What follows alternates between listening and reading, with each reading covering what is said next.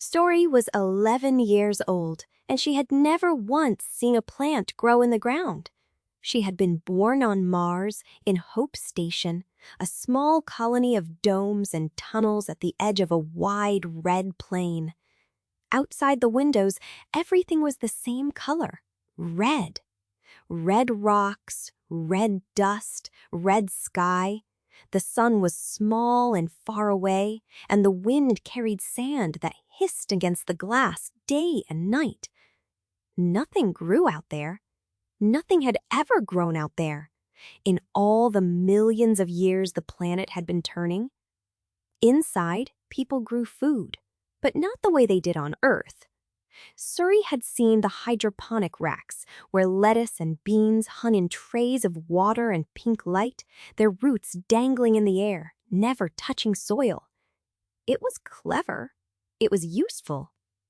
But it was not the same. And Suri knew it, because she had watched the old films from Earth. She had seen forests. She had seen a field of grass moving in the wind. She had seen a child lie down in real soil under a real blue sky, and she had not understood, deep down, how such a thing could be real. It was real, her grandmother always said. Her grandmother had been born on Earth long ago. I used to dig in the garden with my own hands. The soil was cool and dark, and it smelled alive. One day, Suri, you will smell it too. Suri did not believe her. Not really. Mars was red and dry and dead, and that was simply how things were. But this year, something changed. This year, the scientists of Hope Station began a great experiment. They built a new dome, Dome 7, the biggest one yet, and they did something no one had ever done before. They took the red Martian soil, the dead red dust, and they cleaned it and fed it and warmed it and filled the dome with thick air and bright light. And then, in long beds of that treated red soil, they planted seeds. Not in water, in the ground. Real seeds in real Martian ground under a dome built to hold a little piece of springtime. Suri's mother was the lead botanist. She let Suri help.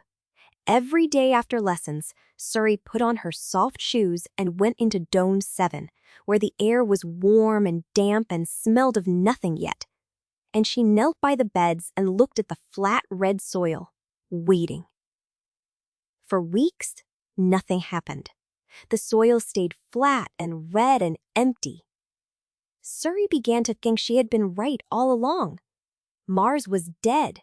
You could clean the dust and warm the air all you liked, but you could not make a dead planet live. Some of the other scientists started to say the same thing, quietly, in the tunnels. The experiment was very expensive. If nothing grew, they would have to stop. And then, on a morning that started like any other, Suri came into Dome 7, knelt by the bed she always checked, and saw it. A tiny green thing, no bigger than her littlest fingernail. A pale, curled, impossible speck of green pushing up out of the red Martian soil toward the light. Suri did not breathe. She leaned close. It was real. A single green sprout, the first plant ever to grow in the ground of Mars. The first green thing this whole red world had seen in all its long, cold history. And it had come up here, in this dome, in front of her. "Mom!" she shouted, and her voice cracked. "Mom, come quick! It grew! It really grew!" The whole station came to see. Scientists crowded the dome. Someone cried. Her grandmother held Suri's hand very tight and said, "There, you see? I told you. There is your springtime." And for the first time, Suri thought that maybe, just maybe, her grandmother had been right. Maybe Mars was not dead after all.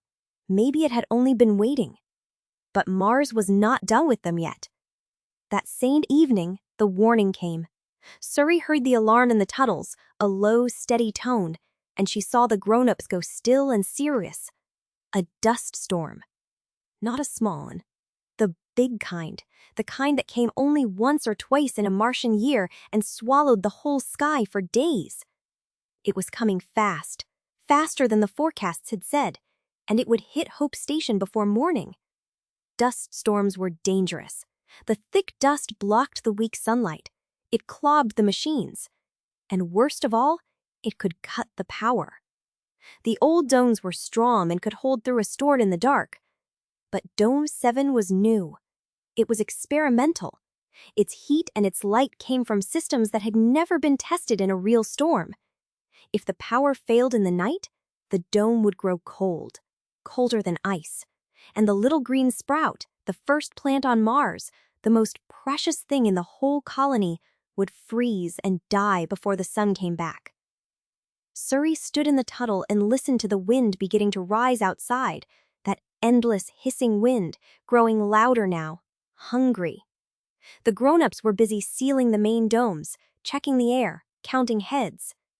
In all the rush, she realized, no one was thinking about Dome 7. No one but her. She could go and find her mother and the engineers, pull them then from their work, and try to make them understand that the little sprout mattered enough to save.